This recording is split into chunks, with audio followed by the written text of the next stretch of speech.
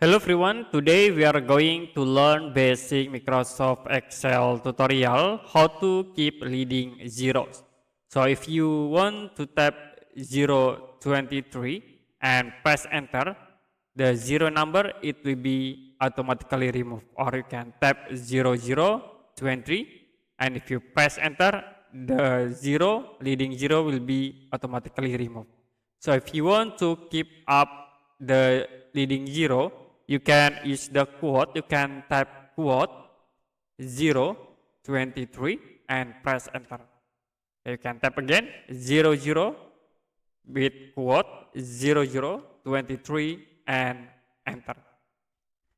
So that's it for a basic Microsoft Excel tutorial how to keep leading zeros. If you have any question about tutorial, you can comment below this video.